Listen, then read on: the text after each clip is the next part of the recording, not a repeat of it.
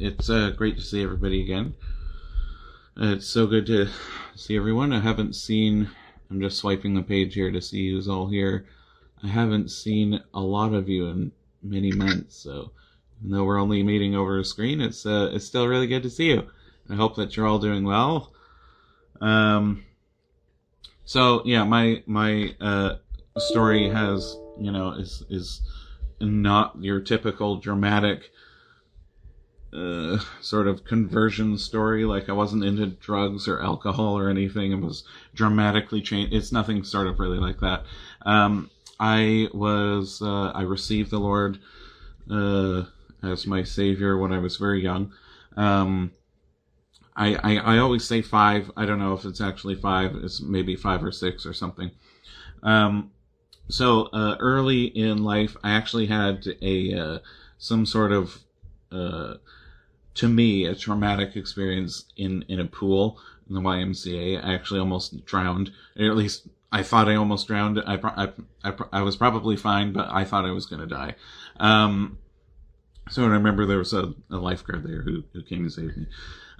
In around the same time, I can still remember we went to this Bible chapel in Trenton at the time, and I remember sitting in the front, and my dad was speaking, and he was speaking about John 3:16, and the analogy he gave was, he said, picture yourself in the water. You've fallen off the boat somewhere and you're in the water, and there's nobody around anywhere you can see.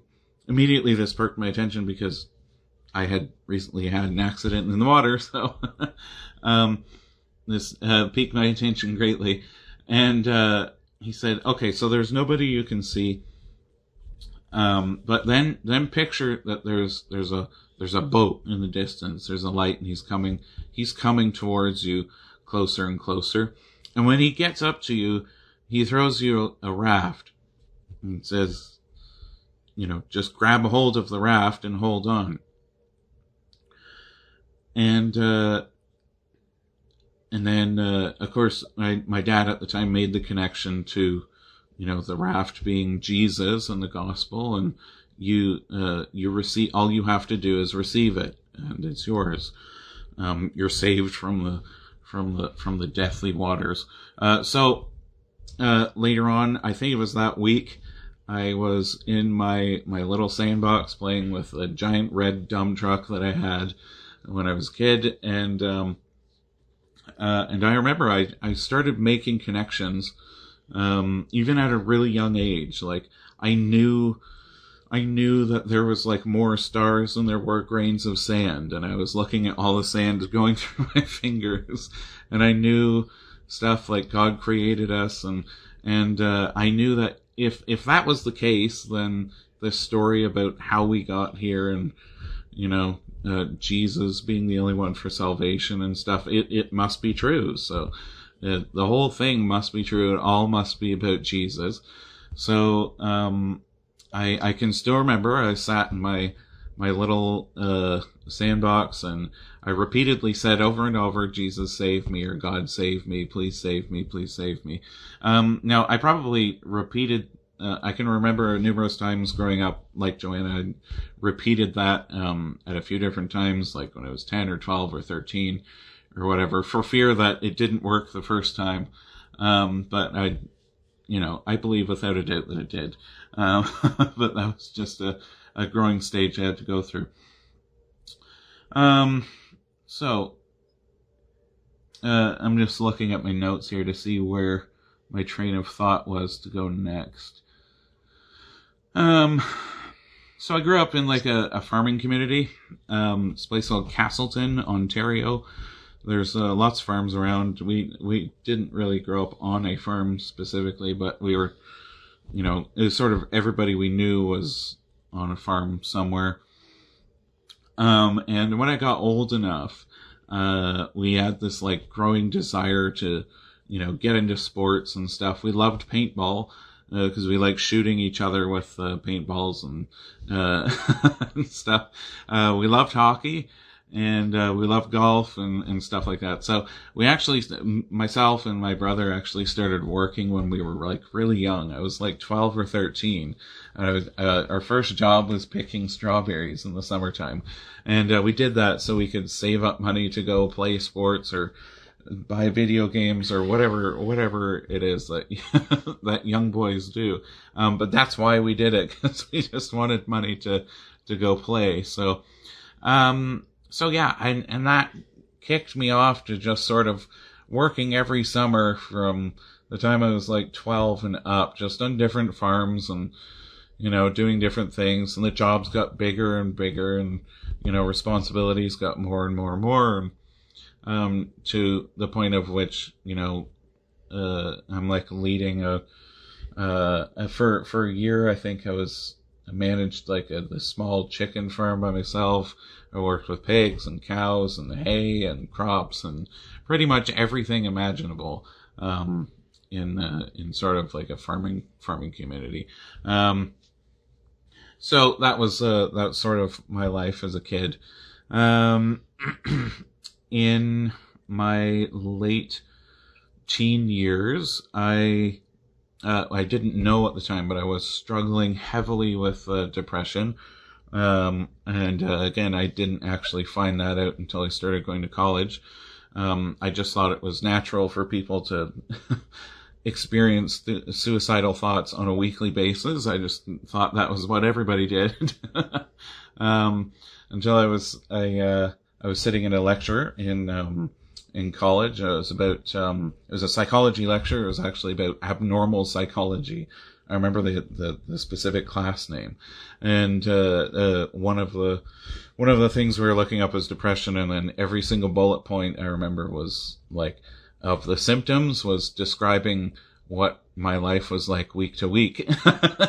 So that was eye-opening, and then that led me to discover, how to deal with that, and the most effective way, I believe, especially for the Christians, is a method called CBT. It's cognitive behavioral therapy, and this is actually it's fascinating. This is actually taught in the Bible. This is actually throughout all of the Bible. Paul mentions it several times. He talks about your mental health and directing your thoughts, all of your thoughts, towards the things of the Bible.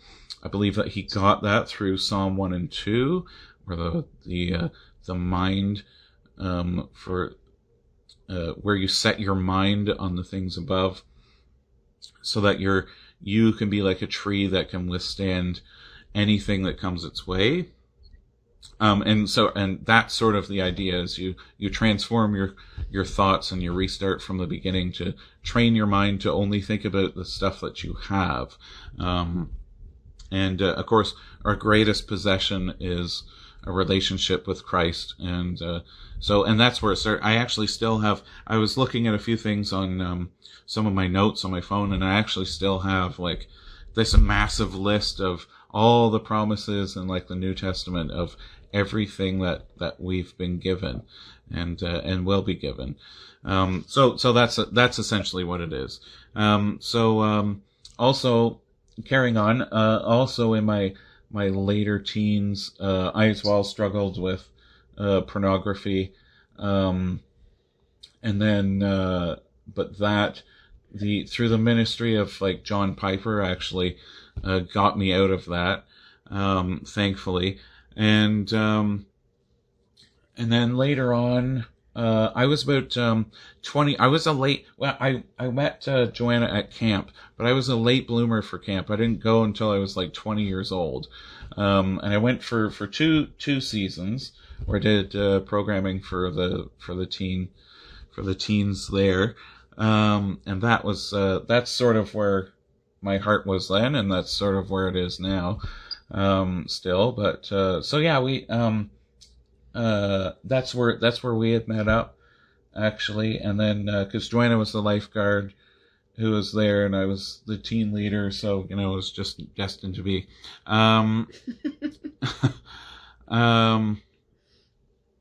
where am I going? Oh yeah, so through being at camp and stuff, I got a lot of practice for doing devotions or doing, leading just sermons, preparation and all of that sort of thing. Just your typical, stuff that you would experience at camp and stuff.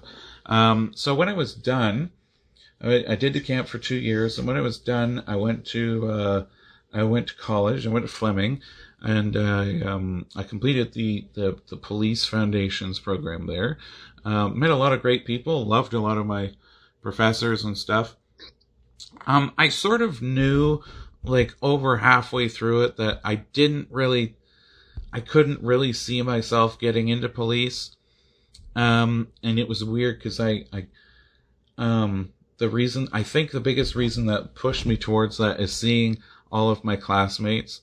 And I knew that just by hanging out with them for a while, that the only reason they wanted to be police is because they were on this power trip and they just they enjoyed telling people what to do and having a gun around their vest. And in my mind, that's, if people are like that, I want to be going the other direction. So I finished that, and I got into a lot of security jobs. Worked at different bars and some clubs, like large festivals, and stuff, a lot of fairs.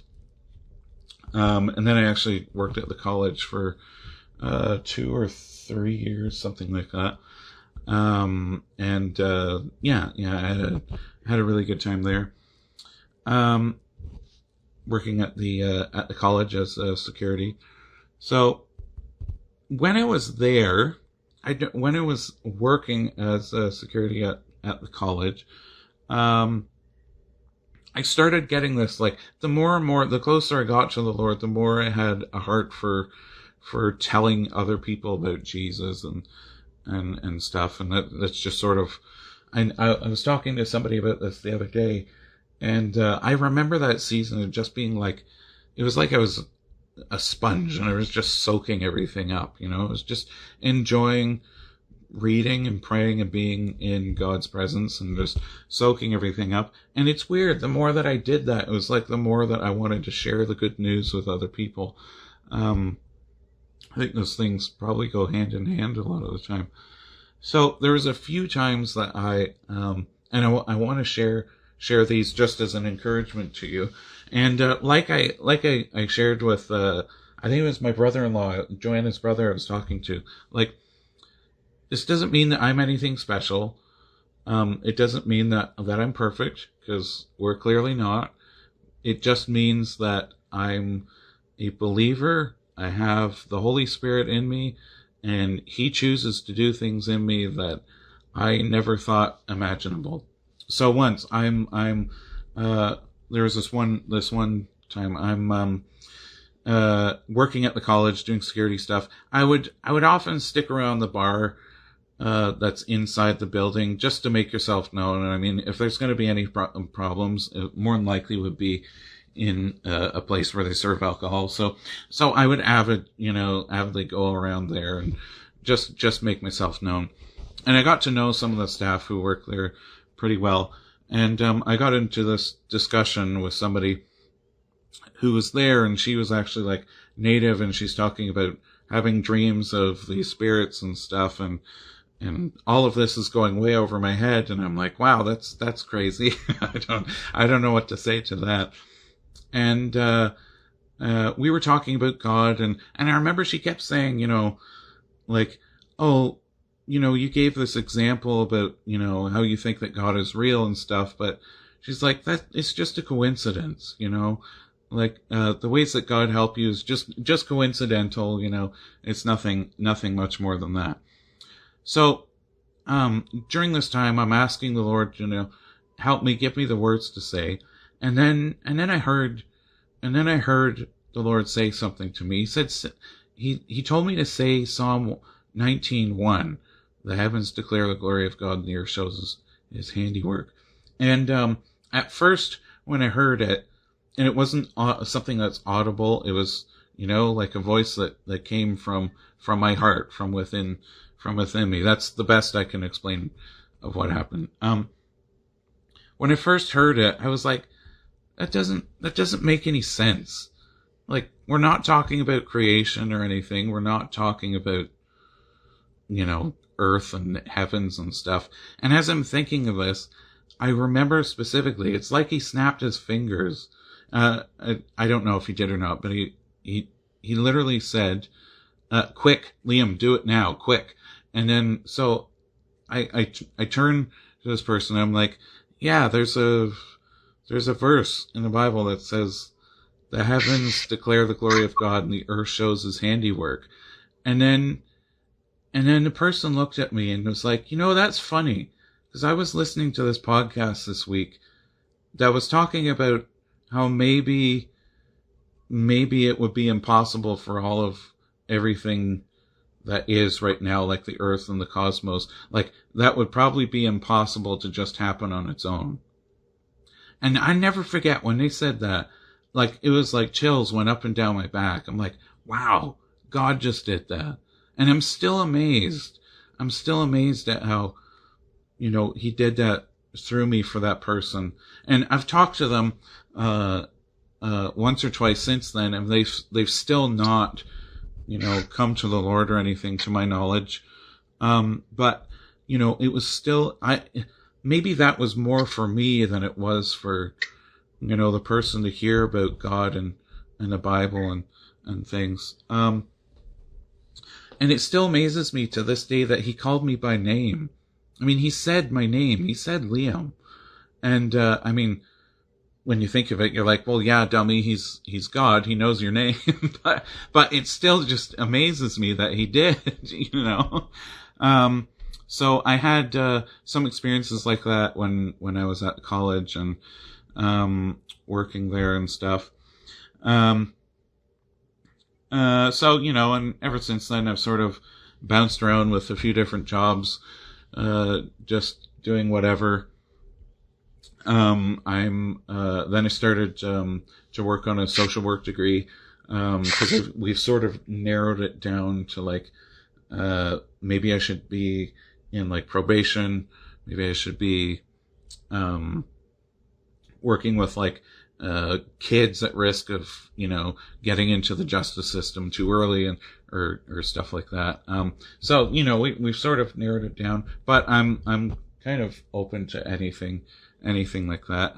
My goal was to have it done at like a Christian, to get my degree at a Christian, institution so that, it could turn into something more than just that if need be. Maybe it could turn into like pastoring. I don't know. Anything along those lines. So that's what I'm kind of currently working at now, is to just sort of finish. I did take a break for a while so I can try to get a higher paying job, in the meantime. And we did that. I'm currently working for, a company called Intelcom. They do Amazon deliveries and stuff. So I'm making actually a lot more money doing that than I was at my previous job. But the plan is to still poke away at my degree, and then just get it done when it gets done. So I remember. I'm gonna read this quote. It's a little bit lengthy, because I know you're done at 8:30 if I know correctly, which means I have like 5 minutes.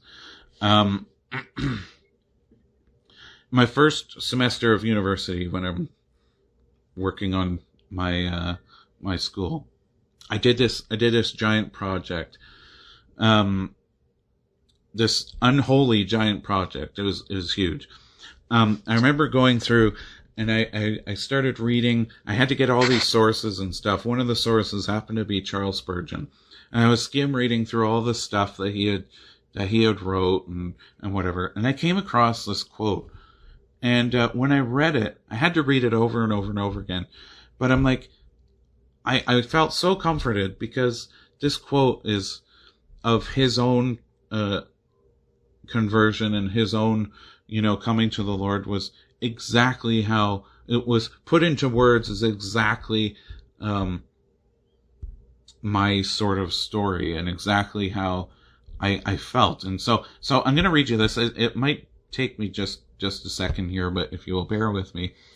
Quote, I can recall the very day and the hour when I received those truths in my own soul, the truths of the gospel. When they were, as John Bunyan says, burnt into my heart as with a hot iron. And I can recollect how I felt that I had grown on a sudden from a babe into a man, that I had made progress in spiritual knowledge through having found once for all the clue to the truth of God. One weeknight when I was sitting in the house of God, I was not thinking much about the preacher's sermon, nor did I believe it. The thought struck me, how did you become a Christian? I sought the Lord, but how did you come to seek the Lord? The truth flashed across my mind in a moment.